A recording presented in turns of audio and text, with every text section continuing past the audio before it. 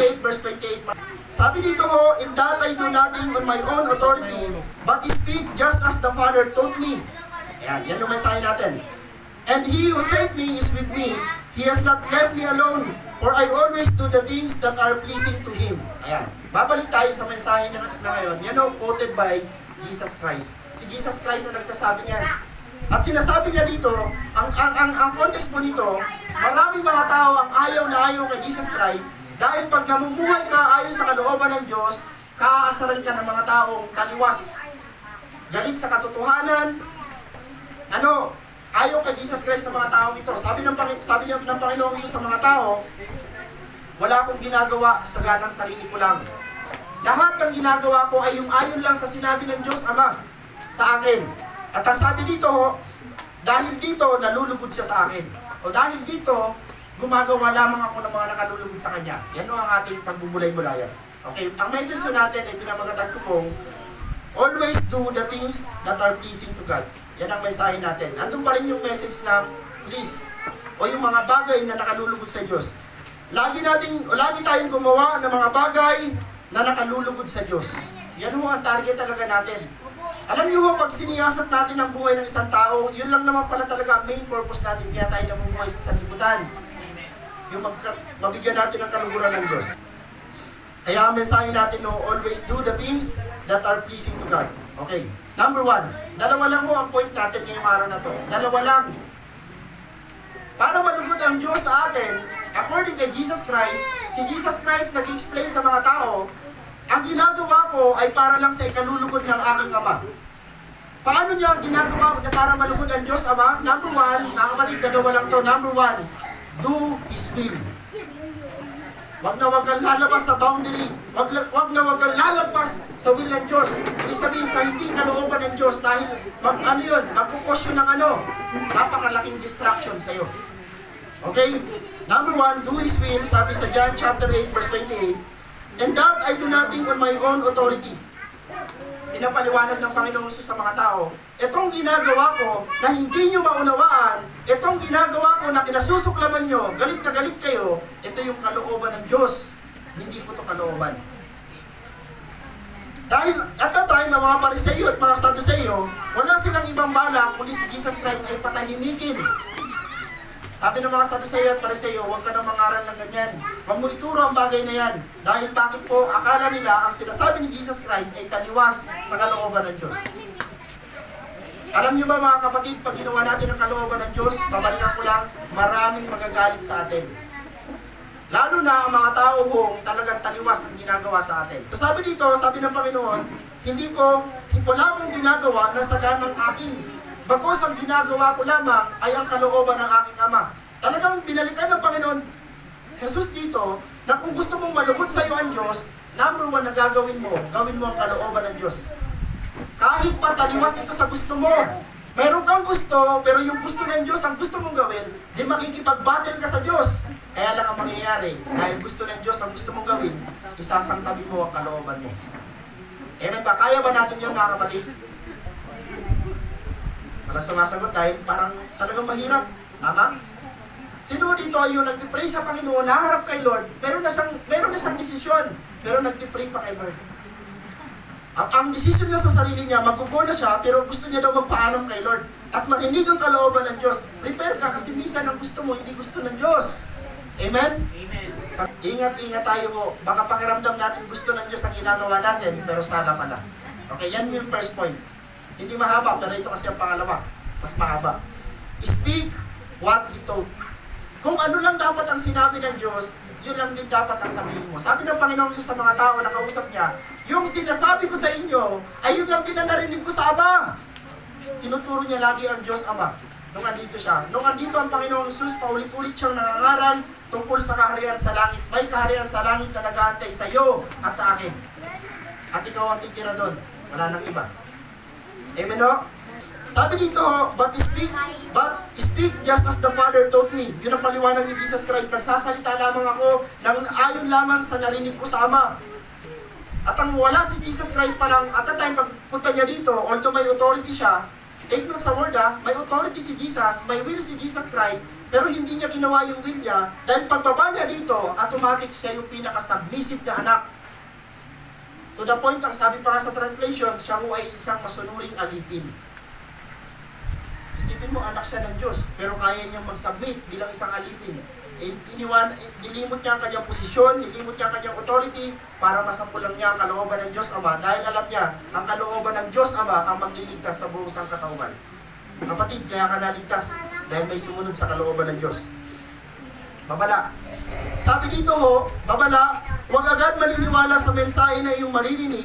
Suriin itong mabuti kung ito ba'y totoo, dahil naglipanan na ngayon sa mundo ang mga maling balita, maling aral, maling turo, at laso, maling pananampalataya. Maling pananampalataya. Siyempre ho, maling turo, maling balita, maling aral, magkukos ho yan na maling pananampalataya at marami ho naloko.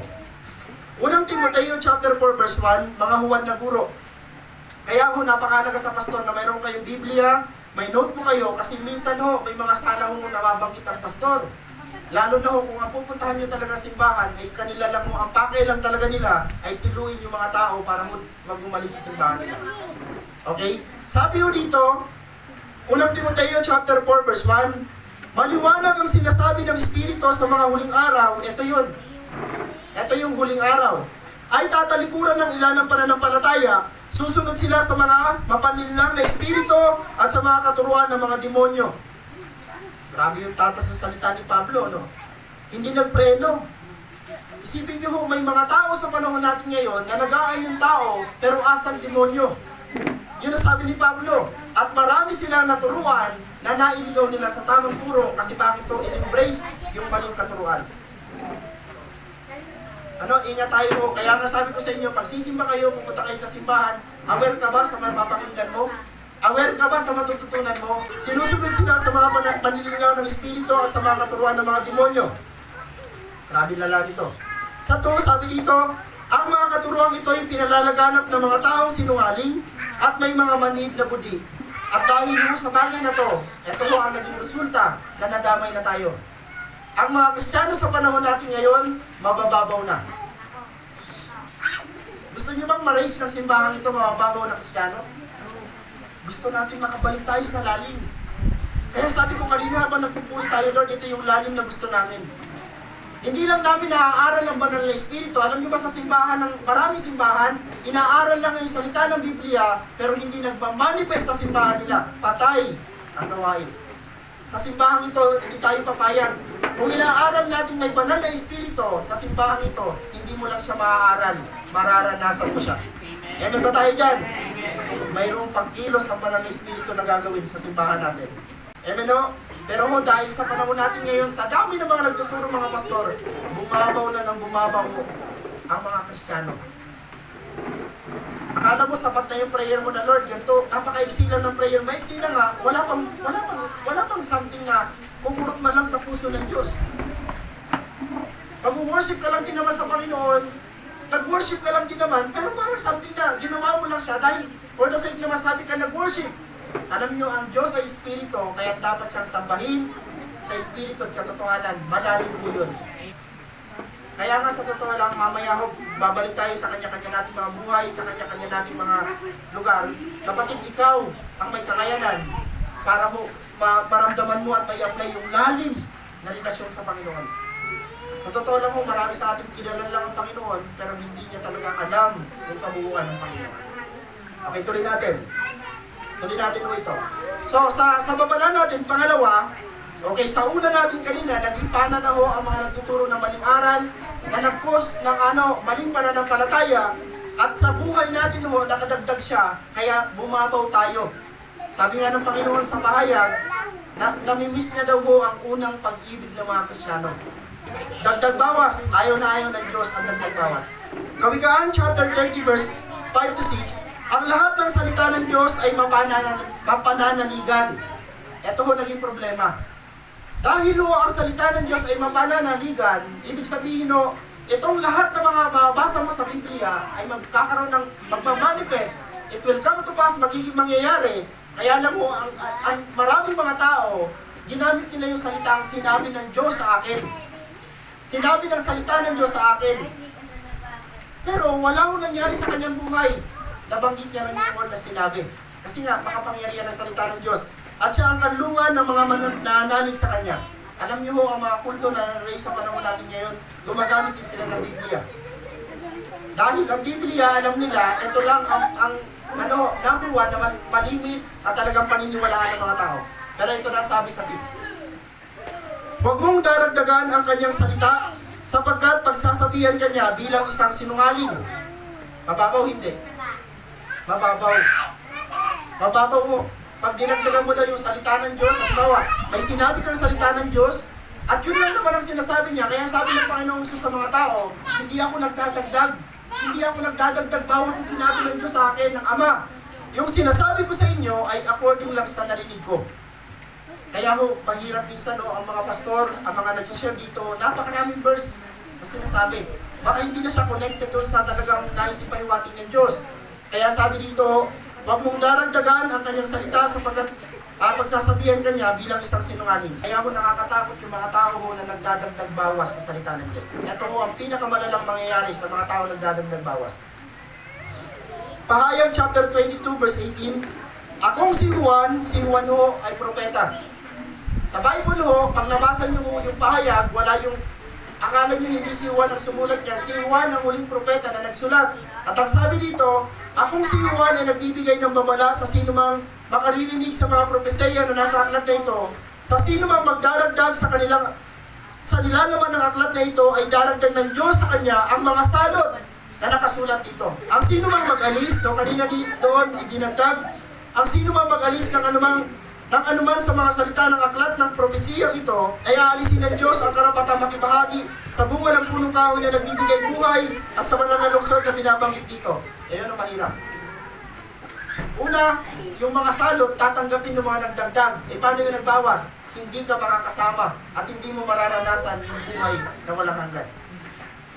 So hindi pala ho safe ang basta-basta mag-share lang ng salita ng Diyos. Okay, tuloy na natin. Ito na yung sinasabi ko sa inyo, napaka-creepy na picture. Ayan, tingnan nyo po. Ayan. Tingnan nyo lang mabuti. Baka magkaroon kayo dyan ng reflection. Ano ba, Lord, nagawa ko ba to? O dumating na ba ako sa point na ganito ang ginawa ko? Kasi sabi dito, be aware of any teacher that adds to the Word of God. Maging alisto tayo sa mga nagtuturo, mga pastor, na nagdadagdag ng mga salita na wala naman sa Biblia. Balikan ko lang ha. Be aware of any teacher that adds to the Word of God. Kaya ho napakadelikado yung mga nagsasalita ng salita ng Diyos na nagdadagdag at nagbabawas. Halimbawa ho, nakikita niyo ba sa Bible, pag may dadaanan ba tayong may bisyo, binabanggit ba natin? Dapat banggitin. Dahil once na hindi natin binanggit yun, pagbabawas yun.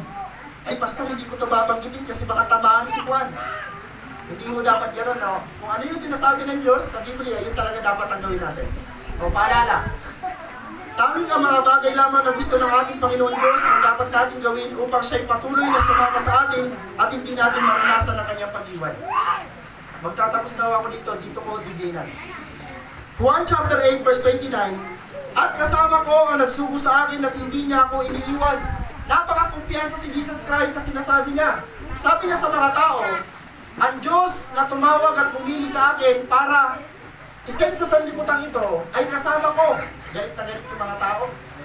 Kasi yung terminology na kasama mo ang Diyos, it means ang Diyos ay sumasayo. Ang Diyos ay pabor sa'yo. Ang Diyos ay nalulugod sa'yo.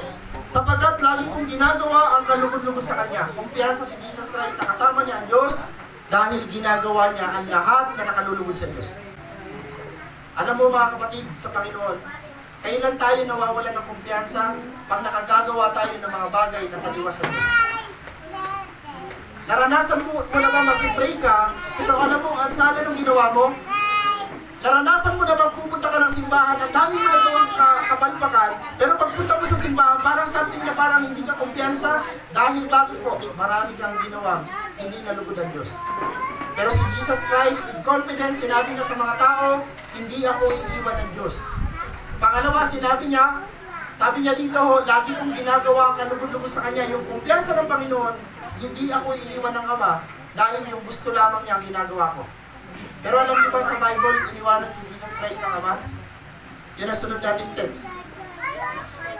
Nang mag-aalas 3 na ng hapon, sumigaw si Jesus, Eli, Eli, lama sabachthani, nang ang ibig sabihin niyan, Diyos ko, bakit mo ako pinabayaan? Ito na ho, didilan ko na ho ito. Ito yung ating konklusyon. Sa mensahe ng Panginoon natin pinag-aaralan, although sinabi ng Panginoong Isus na ginawa niya lahat ng nakalulugod sa Kanya, pero bakit ho dumanas ang Panginoong Isus na iwanan ng Kanyang Ama? Itong mensahe na ito mga kapatid, hindi basta-basta ho. Pag nagsabi ang Diyos na galit sa kasalanan, pag nagsabi ang Panginoon Diyos na nasusuklam sa kasalanan, then nasusuklam siya. Hindi siya nagbibiro. Seryoso ang Panginoon. Sabi ni Jesus Christ at that time, Diyos ko, bakit mo ako pinabayaan? Yung Jesus Christ kanina na binabasa natin sa John, yung kanina binabasa natin sa Aklat ng Juan, nagsabi, hindi ako iiwan ng Ama. Dahil ang lahat na nakalulugod sa Kanya ang ginagawa ko. Then pagdating dito sa kaduluduluhan ng Matthew, sinabi niya, Diyos ko, bakit mo ako pinabayaan? Mga kapatid, hindi biro pag gumawa ka ng kalokohan. Hindi biro pag hindi mo ginawa na kalulugod sa Diyos. Bakit to mararanasan mo ang pag-iwan ng Diyos? Okay? Hindi natin yan malalagyan ng din pag hindi natin dinan to. Okay. Mahirap paranasan ang pag-iwan ng Diyos sapagkat magdudulot ito ng number 1, matinding hirap. Yung kanina nabasa natin sa Mateo, eto na. Nandun na si Jesus Christ sa krus at the time. Sabi niya, Diyos ko, bakit niyo ako pinabayaan? Si Jesus Christ ang larawan ng isang taong punong-puno ng kasalanan dahil at the time sa krus, binitbit na ni Jesus Christ ang lahat ng kasalanan, hindi lang ng isa, kundi ng buong sangkatauhan. Pinakita ng Panginoon Diyos doon na mahirap pag naiwanan ka o iniwanan ka ng Diyos sapagkat mararanasan mo yung matinding hirap. Hindi lang mo basta hirap, matinding hirap. Sabi ko, Lord, grabe yung naranasan ng Panginoon. Doon siya sa krus, sumigaw siya ng malakas. Alam niyo, sa totoo lang, pag binasa mo, may mga verse sa Bible, sumigaw din naman si Jesus Christ na nagalit siya sa templo. Pero itong sigaw niya na ito ay sigaw na sigaw mo na iniwanan ng isang ama. Sabi niya, Ama ko, bakit mo ako pinabayaan? May matinding hirap ang nangyayari sa mga tao na iniwanan na ng Diyos. Pangalawa, may matinding pagdurusa ang nararamdaman ng mga tao mararanasan ng pag-iwan ng Diyos. Si Jesus Christ, nagdanas na matinding hirap, nagdanas na matinding pagdurusa dahil wala na yung pagsama ng kanyang Ama. Alam niyo bang first time ni Jesus Christ maranasan na hindi niya kasama ang presensya ng kanyang Ama? Dito sa krus mismo ng Kalbaryo. Yung kumpiyansa ni Jesus Christ nung nasa Aklat ng Juan, kumpiyansa siya sa kahit saan siya magpunta, wala akong problema, kasama ko ang Ama. Pero pagdating dito, bago matapos ang Matthew, dahil matatapos na ang mission ni Jesus Christ, doon niya na naranasan, first time maranasan ni Jesus Christ, na hindi niya kasama yung pagsama ng Ama. Matinding hirap ang mararanasan pag once na hindi ka na sinamahan ng Diyos, matinding pagdurusa, yan ay magkukos ng kamatayan. Kaya balikan ko lang mga kapatid, hindi biro, ulitin ko lang hindi biro ang paggawa ng kasalanan. Choice mo po yan. Kung may mga nandito pa rin na hanggang ngayon, gumagawa pa rin ng taliwas sa kagustuhan ng Diyos, ginagawa mo ang mga bagay na nakagagalit sa Diyos, kapatid, si Jesus Christ ang larawan na totoo ang galit ng Diyos. Amen ba? Si Jesus Christ ang pinag-aaralan natin, yung bugtong na anak ng Diyos, yung pinakamamahal na anak ng Diyos, yung anak ng Diyos itong pinag-aaralan natin, pero nagawa ng Diyos iwanan dahil nandun sa kanyang kasalanan ng buong sanglibutan. Kapatid, kung nagawa ng Panginoon Diyos Ama na iwanan ng kanyang bugtong na anak na makasalanan, ganun din ang mangyayari sa atin. Hindi ako magpapalilig-ligoy na sabihin na ang Diyos sa Biblia ay kaya kang iwanan kung magpapatuloy ka sa iyong kasalanan. Amen ba? Si Jesus Christ at that time, hindi niya ginusto maging makasalanan, pero dahil ang kalooban ng Ama, bitbitin niyang kanyang anak ang kasalanan, at pinakita ng Panginoon sa krus, ng Diyos Ama sa krus, kung gaano siya galit na galit sa kasalanan. Isipin niyo, pinaranas niya yung hirap sa kanyang anak, pinaranas niya yung pagdurusa sa kanyang anak, pinaranas niya yung kamatayan sa kanyang anak, dahil ang kasalanan galit ang Diyos. Sa Kawikaan may 7 kasalanan na nasusuklam ang Diyos. Alam niyo, isa doon yung kasinungalingan. Ayaw na ayaw ng Diyos sa mga sinungaling. Amen o ba?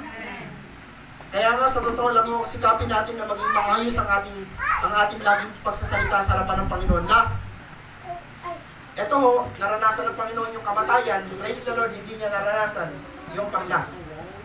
Ano yan? Habang buhay na pagkawalay sa Diyos. Ilang araw lang po nawalay si Jesus Christ sa Panginoon Diyos? 3 days. Nung nandun ang Panginoon Jesus at totoo ho, nakalagay doon ho, lugar ng mga patay o sa kailaliman ng sanlibutan, nung nandun ang Panginoong Jesus, naranasan niya talagang totally ho, wala na yung connection niya sa Ama. Para makita at naipalarawan sa atin na gano'n ang mangyayari sa mga tao magpapatuloy sa kasalanan. Then ang pinakamalalang consequence sa mga tao kung gagawa ng patuloy na pagkakasala ay habang buhay na pagkawalay sa Diyos. Alam niyo ho, yung minuto na nararamdaman ni Jesus Christ na pawala na yung presensya ng kanyang Ama dahil nung panahon na yung pag nagsasalita ang Panginoon, nangungusap ang Diyos. Pero eto ka, nung nandun na siya sa krus, wala nang pangungusap, wala nang comfort, wala na yung nagpapalakas sa kanya dahil bakit something na nandun na sa kanya lahat ng kasalanan. Mararamdaman mo natin ito sa panahon na tayo lagi nagpapatuloy sa paggawa ng mga kasalanan. Habang buhay na pagkawalay sa Diyos, yan yung eternal consequence ng mga tao kung hindi talaga nagbabago ng buhay. Mga kapatid, tayo mga Kristiyano na. Kaya nga sinasabi ko sa inyo mo, kapag once na dalawa lang naman ang pipiliin mo, magpakalalim sa Diyos o patuloy ka magpakababaw. Amen ba? Paano ba, pastor, magpakalalim? Of course, para malaman na ikaw ay nagpapakalalim, nagpapagamit ka siyempre sa Diyos. Kaya nga yung challenge sa inyo ng mga leader natin, ito may mga leader tayo dito, yung mga leader na nandito na sinachallenge sa kanilang mga membro na magpagamit sa Diyos, isa lang ang focus niyan, isa lang ang purpose niyan, isa lang ang goal nila, mag-mature ka. Dahil kaya lang ikaw nagagamit at magagamit ng Diyos, dahil mature ka na. Habang buhay na pagkawalay sa Diyos. Mga kapatid, hanggat kaya mong sabihin ang katotohanan, sabihin mo, lalo na yung mga tao ko, na alam mo, mahal mo sa buhay, pero pupunta someday doon sa bagay na yon, kasi may panahon pa. Yan o, isang paalala sa atin, na napakatindi ng mangyayaring hirap, pagdurusang kamatayan, at habang buhay na pagkawalay sa Diyos, yung mga tao mo, gumagawa mo, na hindi nakalulubog sa Diyos. Yung hamon sa atin, bago tayo mag-pray, gawin natin ang mga bagay na naluluwalhati at nalulugod ng Diyos. Kasi bakit? Taliwas sa binasa natin kanina, yung pagsama ng Panginoon na pinagmamalaki niya kanina dahil ginagawa niya kalooban ng kanyang Ama, isipin niyo hindi niya naman ginusto at hindi niya naman ginawang maging makasalanan, inilarawan lang ng Panginoon Diyos na yung mangyayari sa mga makasalanan na hindi gumagawa ng naayon sa kanyang kalooban ay napakatindi. Talagang binuhos ng Diyos yung galit niya sa kanyang anak, sa anak niya naging makasalanan dahil sa kasalanan natin. Gawin natin ang mga bagay na naluluwalhati at nalulugod ng Diyos. Ang kalooban niya at huwag ang kalooban natin ang masunod. Lagi natin sinasabi yan sa simbahan natin. Kaya lang, alam niyo ba, nasasaling natin ang kalooban ng Diyos once na pinipilit natin yung gusto ng Diyos lagi sa buhay natin. Ang lakas natin magsabi minsan, Lord, your will be done. Pero pag ito na pinakikialaman na ng Diyos yung mga something na bagay sa buhay natin, nagre-react tayo ng masala. Sana pag sinabi natin, Lord, your will be done, pag alam mo, inaayos ka ng Panginoon doon sa gusto mo na hindi niya gusto, willing ka. Yun yung tamang way para masabi mo sa Panginoon, Lord, your will be done. Okay? At ang sabi dito sa pangalawa, ang mga pinahayag niya lamang ang dapat din natin ipahayag. Yan ay magkukos sa atin ngayon para maging maingat na tayo sa ating mga sasabihin. Then last, ito ang mensahe natin, always do the things that are pleasing to God. Ikaw lang at ako ang makapagbibigay nito at makagagawa nito, saan ka man magpunta, gawin mo yung pinaka-the best mo na malulugod ang Diyos sa iyong buhay. Panapakan po natin ang Panginoon sa araw.